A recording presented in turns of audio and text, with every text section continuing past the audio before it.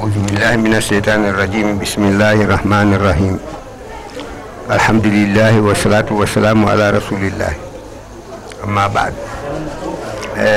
Michel Mouloubé Kontona. Il dit qu'il adresse ses salutations à tous les musulmans, à toute la Oumma islamique.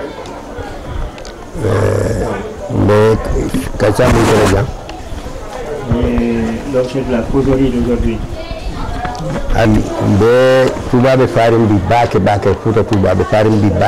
Comme vous le savez, Touba aujourd'hui, il y a énormément de monde.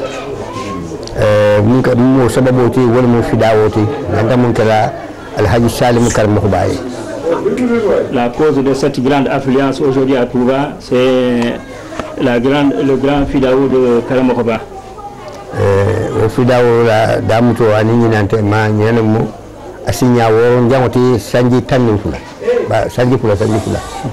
Pour ce qui est de ce grand Fidao, sachez bien qu'on en est à la 6e édition. Ça a commencé depuis 1997, donc il y a 12 ans de cela. 12 ans de cela. Atra kabri Touba jamin lota badu mun be jam mun be bantalawo banko kan be han kan di ñom ma ka kuita jamin nyantaro la jam mun ho se do hoya bete akamala wala hake bunu ko botare na tasbi ñon kan al farisi da ñon kan jam butu anin mun be bantara ay fi daw ko so anyanta kila sanji pula. L'idée d'instaurer le Fidao ici à Touba est venue de l'inauguration de la grande mosquée reconstruite de Karamokhoba en 1995, quand toute la descendance de Karamokhoba, dispersée un peu partout dans les pays de la sous-région, se sont retrouvés ici.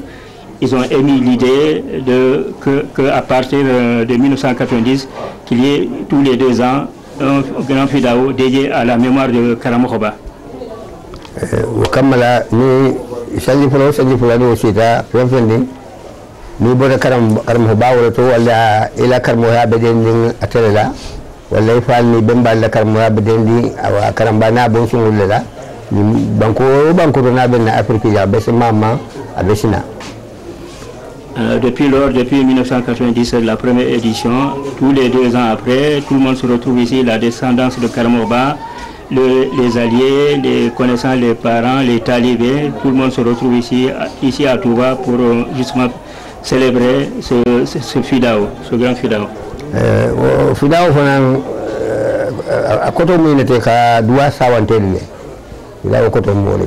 il dit que le sens premier du Fidao, c'est de faire des prières sur les morts.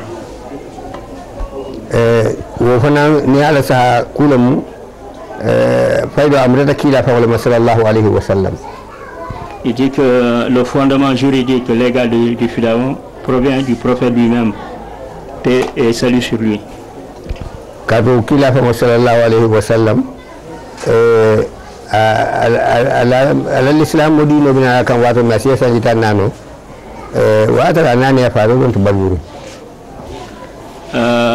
vous le savez, le prophète Mohammed, c'est à l'âge de 40 ans qu'il a été ordonné prophète par le Tout-Puissant. En ce moment, il avait déjà perdu et son père et sa maman.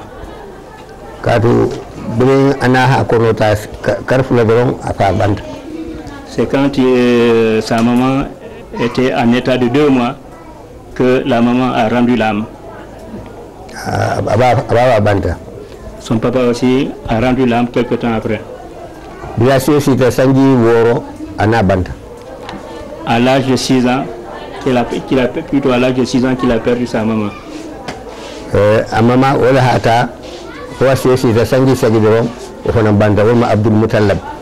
C'est son grand-père Abdul Muttalib qui a pris la relève de son papa et de sa maman. Et jusqu'à l'âge de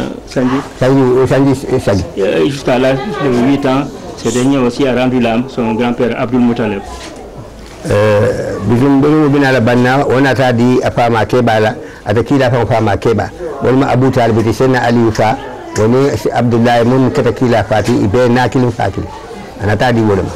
C'est Abou Talib. Abou Talib, son oncle, c'est-à-dire le grand frère à son papa. Le calife Ali, c'est son papa, Abou Talib. C'est lui qui a pris la relève de son grand-père pour son éducation, à partir de l'âge de 8 ans. tuta wala fana bulu fo asesita sanji mois anin lulu anata muso futa e na Khadijatu ka diala.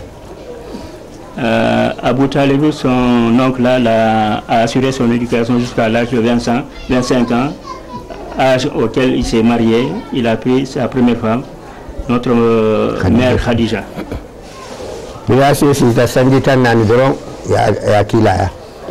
Et à l'âge de 40 ans, il a atteint l'âge de 40 ans, il a été ordonné par le Tout-Puissant comme prophète. Ka dua ke sawante liye mulu dalien kila hon sallallahu alaihi wasallam atel hasibe itam holla. Le fait de faire des invocations, des prières pour les morts, c'est le prophète lui-même qui a montré le chemin à tous les autres.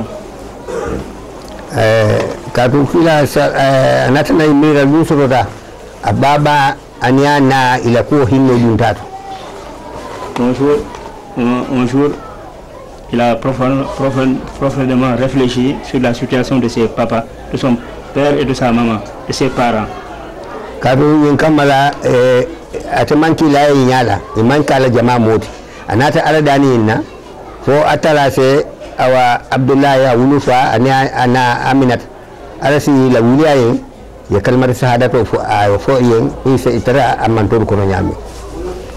C'est au moment où il atteint le degré de prophétie, ses parents n'existaient pas. Alors il a demandé à Dieu le Tout-Puissant si Dieu peut ressusciter ses parents pour qu'ils puissent embrasser l'islam. C'est ce qui lui ferait plaisir. C'est ce qui ferait plaisir. Anani afama tata Madina, aboto makata Madina. Amun nanto sa dingrami ka huje labuai afa tuta jile afa wa anafana woni ne ata kila fa mata sallallahu alaihi wasallam ko bitare Madina tata Madina mun nanto do afa tuta jile woni fata to bulati ana sanji se auto kila se sanji woro. Aussi bien le papa et la maman, ils ont rendu l'âme dans un même endroit, un endroit qui se trouve entre la Mecque et Médine, qu'on appelle Laboua. Awa sai wo biru kata anatana hammi na fo atala singul fulo la kuninga ye ise kamar sada to fo anatana wuli atata fo la buay kati fulo be belari ngeni. Ils ont été inhumés au même endroit à Laboua. C'est après qu'il a invoqué le Tout-Puissant pour qu'il puisse faire ressusciter ses parents afin qu'ils puissent prier sur eux. Awa anata lusu anata wuli atata fo la buay ay atala dani awa fo afama Abdullahi nana Aminata iso wuli asa kalmar shahada fo ay ala dani wala I wulita I lota anata fo ko alsa fo ashhadu an la ilaha illa Allah wa ashhadu anna Muhammadar Rasulullah ifulona ta fo c'est to côté ke fato. Évidemment, Dieu a exaucé ses prières parce qu'il a ressuscité ses parents. Ses parents ont embrassé l'islam par le témoignage qu'il n'existe que Dieu unique et que Mohammed est son prophète. C'est ce témoignage qui fait que quand on le professe, on est reconnu musulman. Donc dès que ses parents ont professé ça, ils sont considérés comme musulmans. C'est après que Dieu leur a ôté de nouveau l'âme, ils sont retournés dans la tombe.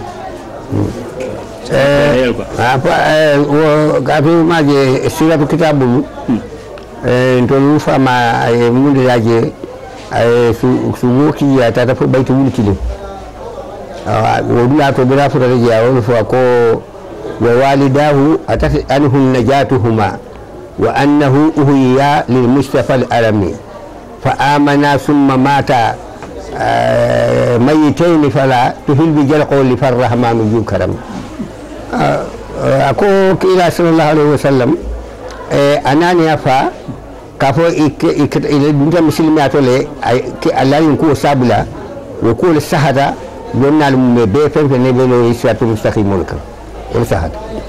Ceci a été authentifié par tous les savants musulmans, les juristes musulmans. Le fait que les parents de Mohammed ont fini par professer la foi, la profession de foi. Ils l'ont fait comme tout musulman, toute personne qui veut embrasser la religion musulmane. Donc c'est un fait concret, c'est un fait historique qui date quoi. indiscutable. Wala kola lu ñata soto ay sabul ka fu mo wuli kilim ani wulita akaba tala du wala famani abamay ni la boy dingira to hinanti akamara wulu lali. C'est après qu'un de ces jours, accompagné de plus de 1000 compagnons, s'est rendu au cimetière de Laboua pour aller prier sur la tombe de ses parents. Bino lona la halu ma woto wulu lalu mo nyantala duwa sakiye hinanti ya sakiye hakin kamala kila yin kufulo mumbara ka kato ke ka aladani fo nani afakata amantol kono sai da kote ke ka fida duwa fana nyayi tandi ko mo nyantale se wuli banku nim banku sate yeta fidawo kije e duwa ke la sawanteli. C'est depuis lors qu'on a déduit de par l'attitude du prophète lui-même ces deux faits authentiques, le fait d'avoir réussi avec l'aide de Dieu que ses parents embrassent l'islam, donc ils sont devenus musulmans, et le fait qu'ils se déplacent d'un endroit à un autre pour aller faire la ziyara sur la tombe de ses parents, prier sur eux. Donc c'est à partir de ce moment on a estimé légitime que c'est fondé le fait de prier sur les morts. C'est quelque chose de fondé. Voilà, tuba fidawo ni amutabila allegenti sababu ni lebala wole yendu ngatu fana ko nyantale se wuli banku nim banku wala sate ni sate yete la sawante kan surtout wula e doa kay. Donc c'est la raison fondamentale, c'est le fondement juridique légal qui fait que le fidao, comme tout autre fidao, est légitime. C'est normal qu'on le fasse, qu'on se déplace de pays en pays uniquement pour ça, dans cette intention.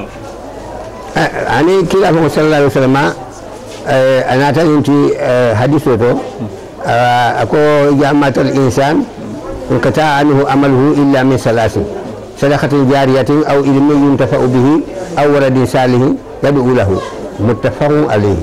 Min hadithan hadithati qui woro bebenta kan. C'est après que le prophète a théorisé, il a rendu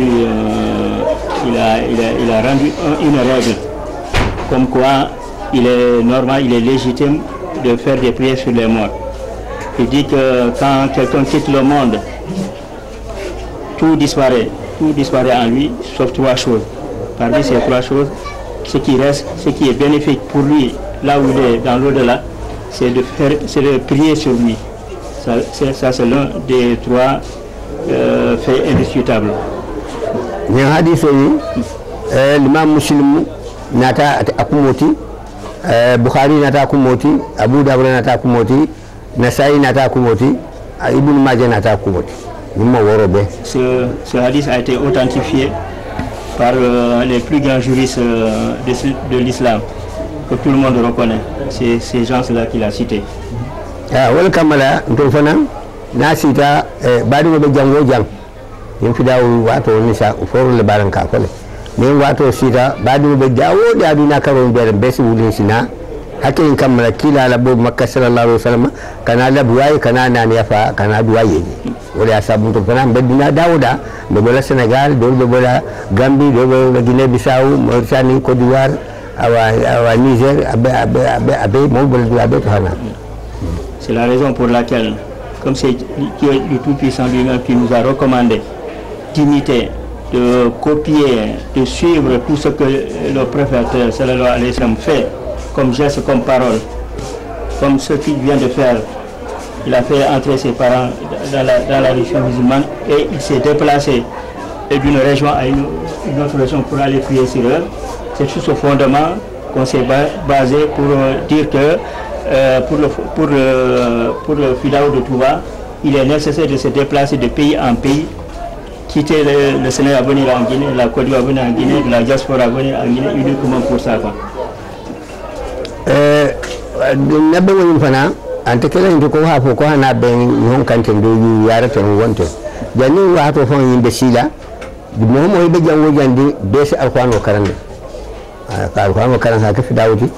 Don ñi fa mo jaato don na saate to ma fo na talbo be dula mun tan baadi mo be damin don saate fa mo jaato don na dugo to taslima fa alquran si ñaake mel ni si ñaatan sey ngol karangi. Évidemment, le FIDAO, ce n'est pas une rencontre informelle, une rencontre de personnes avides de se rencontrer parce qu'ils veulent se rencontrer. C'est une occasion, une rencontre de recueillement, d'invocation et de prière. Avant la date du FIDAO, il est demandé à tout un chacun de faire des invocations sous différentes formes. C'est principalement la lecture du Saint-Coran et faire des invocations. Il donne l'exemple de son village de Taslima. Avant de venir, ils ont procédé à la lecture du Saint-Coran à plus de 580 fois.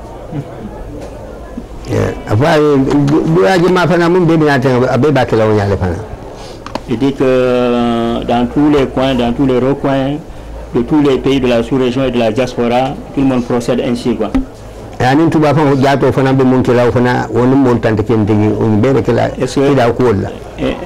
Il en est aussi de Touba, même ici, ce qu'ils font dans ce sens.